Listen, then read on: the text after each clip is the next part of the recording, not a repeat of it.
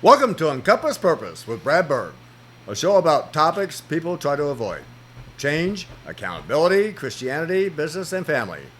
Discipleship and loving thy neighbor are not suggestions. There's never been a time when the truth is more needed. So here's your host, Bradley Berg. Brad Berg with Encompass Purpose. I'm here with Steve Pike. And Steve, you have two exciting things going on now. You have Next Wave, the book, and Next Wave, the community that's online.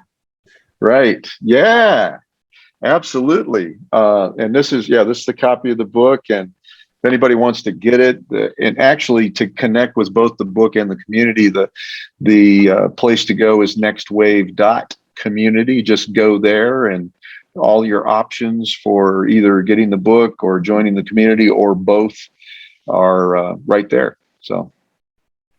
Sounds good. Could you tell me? I mean, there's so much I've seen on both because the book, I'm still waiting for my copy, but I've been able to look at it a little bit.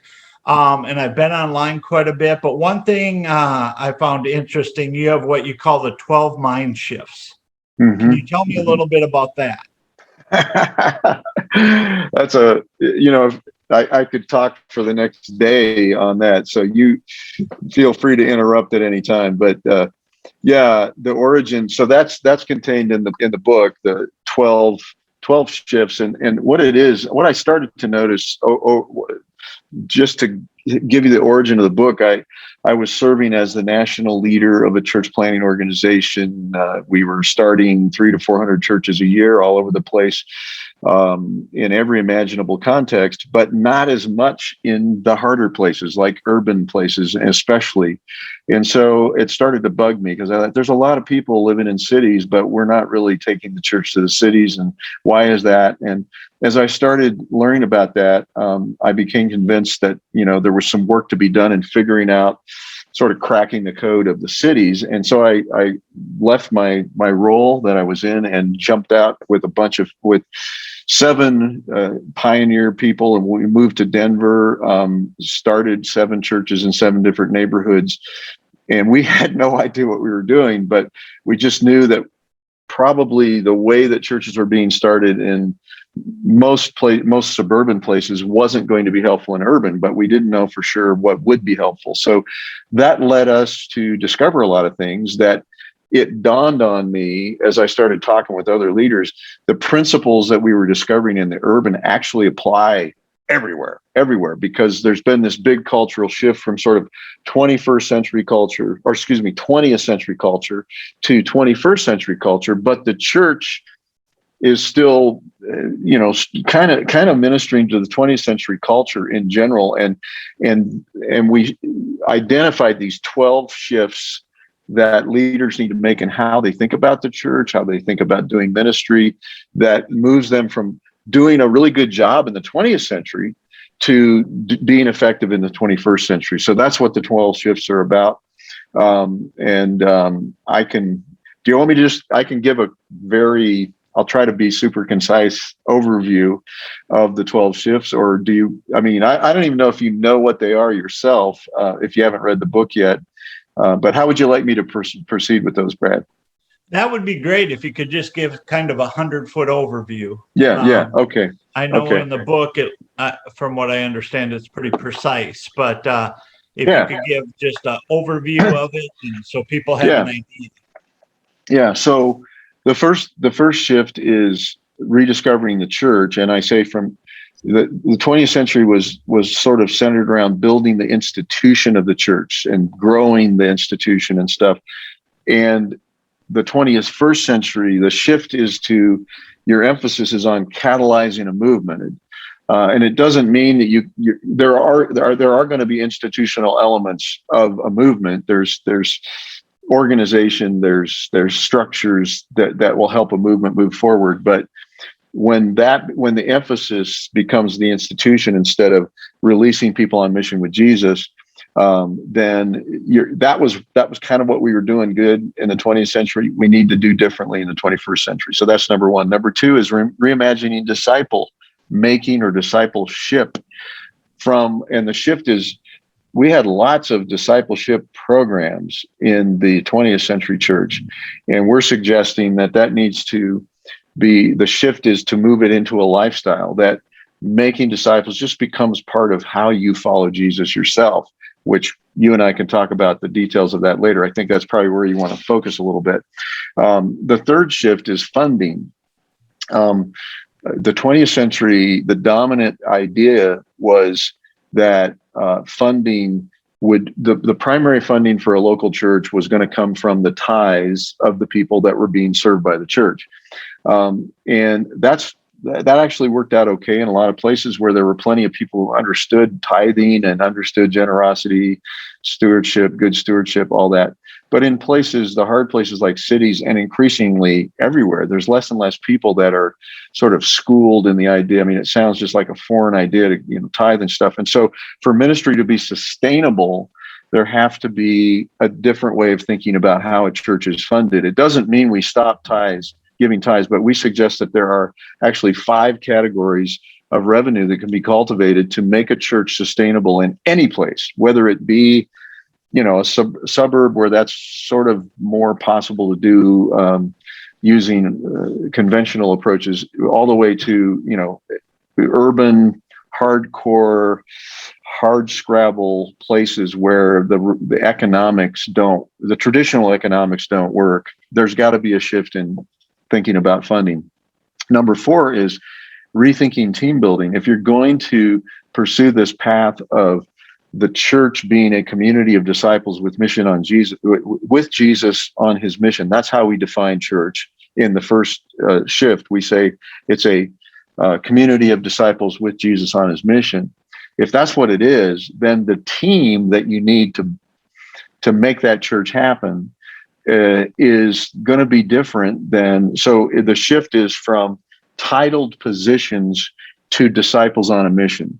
And so, again, people that are leading or starting churches, often in the 20th century, they would find, okay, I need a great worship leader, I need a great youth pastor, I need a great children's pastor, whatever, to help us either start or lead the church.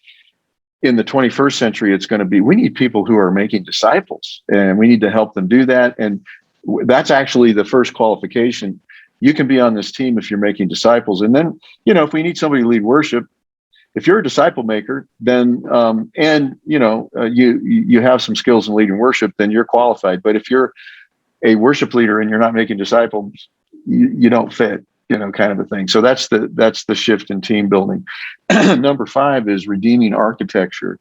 One of the things that happened in the 20th century church was that the church became oriented around the building. I mean, people literally would say, I'm going to church, and they actually meant a building. You thought that everything, quote unquote, spiritual needed to happen in the building. And yet, ironically, most of the buildings sat empty 90% of the time. You'd have a Sunday service. I mean, the really busy churches maybe had something going on Sunday morning, Sunday night, Wednesday night. And then the rest of the time, the building, you might have the pastor and the secretary or the staff showing up to the building, but you have this big sanctuary sitting empty, stuff like that.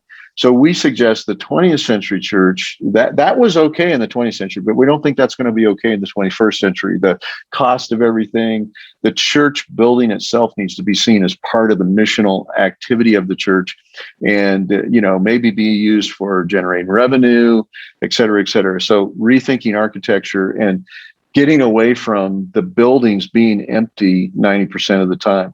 Number 6 is reclaiming the ecosystem, which is an awareness. It's shifting from isolating to complementing. And so, the 20th century, everybody had their lanes and everybody had their identities, their tribal identities, and it was built around doctrinal positions and things like that. But what we did a good job of saying, well, this is who we are. We're Pentecostal, or we're sacramental, or we're Baptistical, or whatever. We had all these labels we put on ourselves. We did a good job of that, but we didn't do a great job of recognizing where we have stuff in common and figuring out ways to be a blessing to each other through those commonalities. And then not only that, but we failed to recognize the greater ecosystem in which we exist. Like, how do we partner with the educational system, the business sector, the governmental sector, as the church, how do we bring our voice into all of the sectors of society and culture and do that in a way that is complementary instead of just being in our little lane and think that the only responsibility we have is, just the people that sit in front of us on Sunday morning, but rather seeing ourselves as as part of God's presence in the community and doing that in a way that's complementary to the other churches around us. Number 7 is recalibrating the timeline. What I'm proposing here, what we propose in the book and what we learned from starting churches here is it takes longer for the church to become a tangible entity that people recognize it as a church. Maybe that never actually happens. I mean, if it's a house church network and they never get together in a big meeting somewhere, some people might look at that and say, well, that's not the real church. The real church, you have to have this or that. Well, what we find is it takes, it's actually, especially if you are in the right context and you just have all the resources you need, it's not that hard to just kind of pop out a community in a relatively short amount of time, do some advertising, say, hey man, this is going to be, relevant communication, drink coffee and eat donuts while you're listening to the sermon in a comfortable chair in an air conditioned room, whatever. And you can sort of make a church, quote unquote, church happen in a relatively short amount of time, maybe 3, 6, 12 months or whatever. But this approach we're talking about, which is more embedded, more individual, more personalized, more activated disciples on a mission, the fruit might take longer to show up, at least initially. But when this gets going, the funny thing is about it is you slow down to speed up. And so you got to rethink the timeline and really dig deep on the disciple making early on. If you do that, all the other stuff will come along at the right time in the right way. Number 8 is refreshing the metrics. We're talking about everything we're talking about for it to really gain acceptance and viability, people are going to have to change the stuff they measure. The 20th century church was measured bodies in the pews and, pennies in the bucket or whatever. I don't know, hopefully dollars in the bucket. But that was like, if you ask a pastor in a 20th century pastor, how's your church doing? They're going to probably say, well, we have this many people coming and this is our financial situation. Those were the 2 metrics. And in the book, I talk about that's kind of like deciding if a car is operating correctly by looking at the speedometer and the gas gauge. And the speedometer says you're going 80 miles an hour and the gas gauge says you have a full tank of gas. So if those are the only 2 pieces of information you have, you might think this is everything's going great. The car's operating well. But if you add some other feedback, some other dials, and you realize the oil pressure is at 0, the battery is at 0. So there's no battery, there's no oil pressure. The fact is the engine fell out 5 miles ago. You're going downhill. You have no brakes. Now, how does going 80 miles an hour? Oh, and by the way, you're headed for a cliff. Okay, so now you're going 80 miles an hour, headed for a cliff with a full tank of gas. That's not good news. So you need these other metrics to tell you how it's going. So I'm not saying that how many people are you serving on a regular week. I'm not saying that's not important, but if that's the only thing you measure, you may or may not be experiencing good news. So we suggest that there's some other metrics that need to be considered to determine the progress and the health of the church. Number 9 is when you think about all the stuff we've already been talking about, it might be time to refocus. In fact, it is time to refocus the church habits. What are the habits of the church?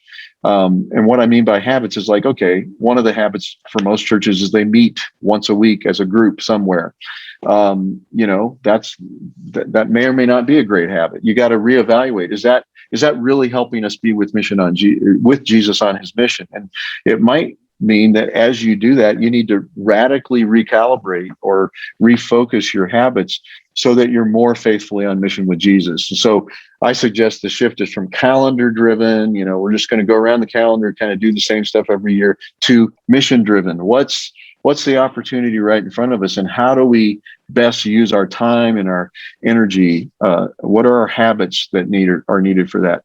Number 10 is reconsider core values. And so there was in the 20th century, I would say in general, the core values were kind of institution focused. I think just as an example, one of the more popular ones was we value excellence. And what that often was translated to mean was, we're just going to have a really excellent experience for people when they come on the campus. From the moment they step out of their car, even before they step out of the car, there's going to be a person smiling, waving some kind of orange flag or something, tell them where to park, and there'll be a shuttle that will take them to the door and all this kind of stuff.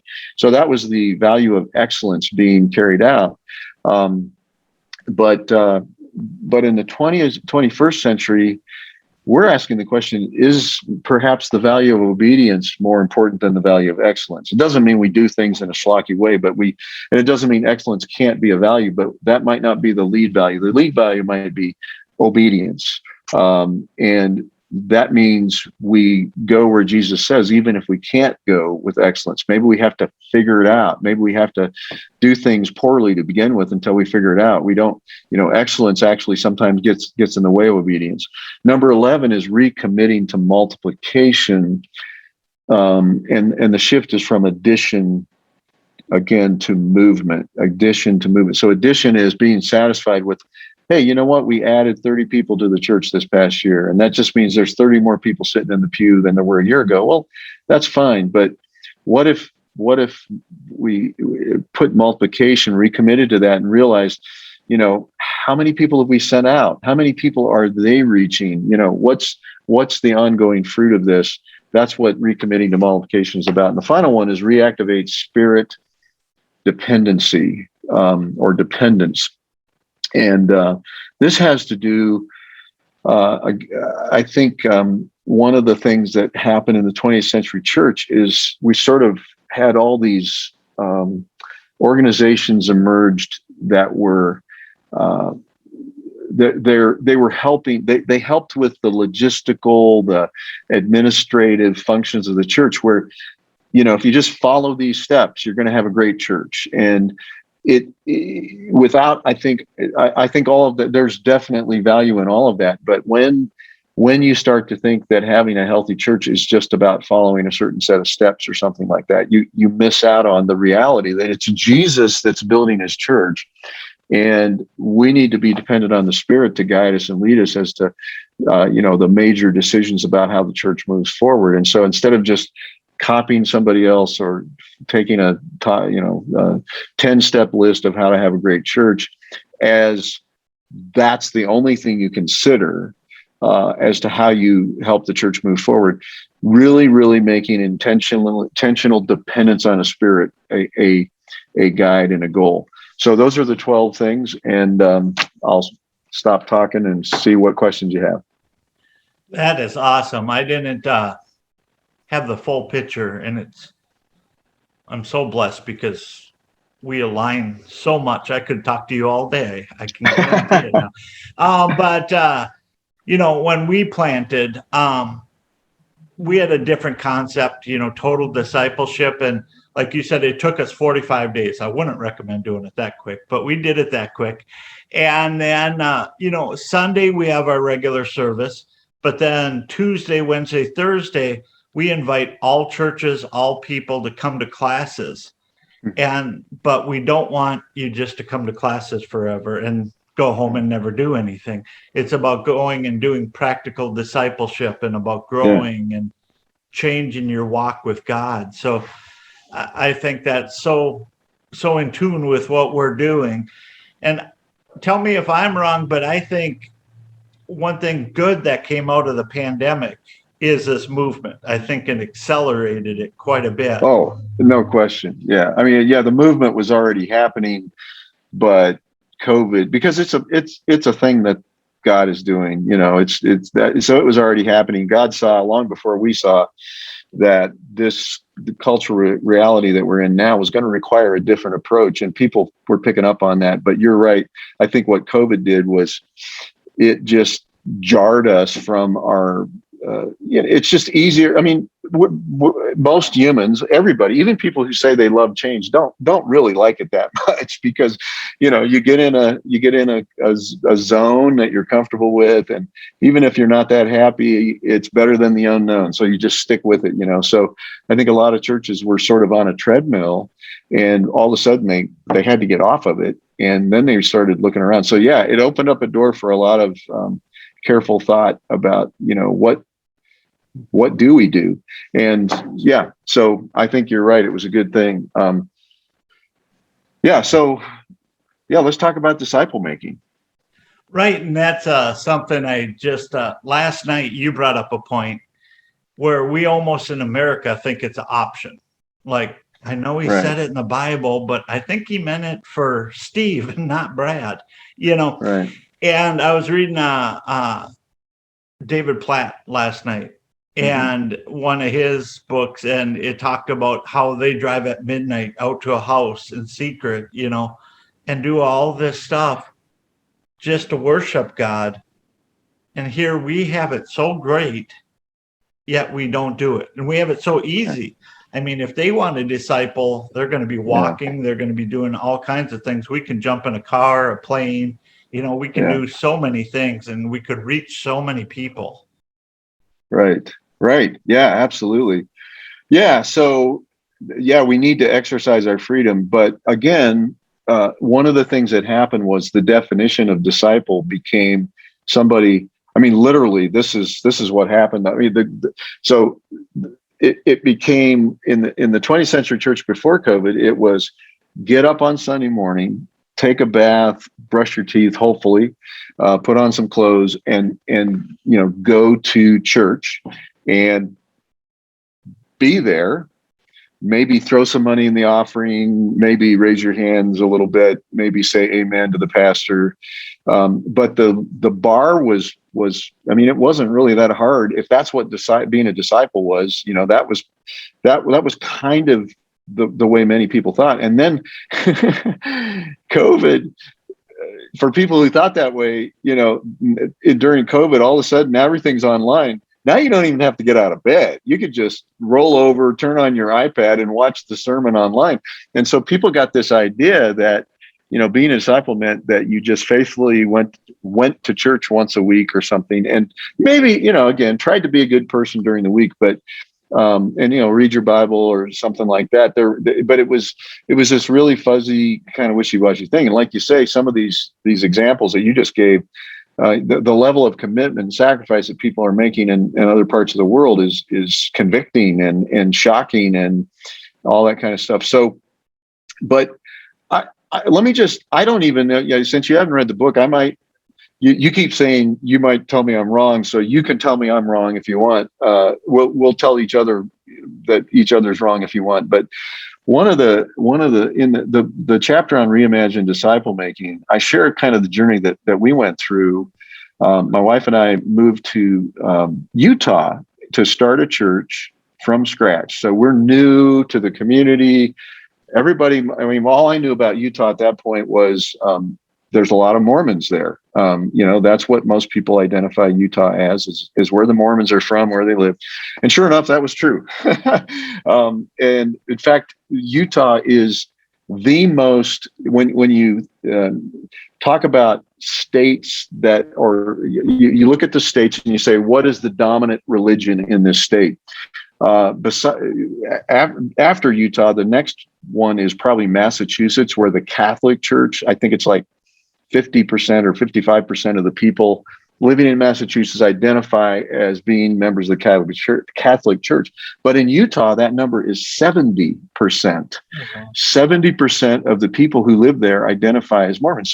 And that's a huge percentage. It only takes, maybe 20 to 30% of the population to be subscribed to something for that to make an impact. So when you have 70% of the people, it feels like everybody is Mormon.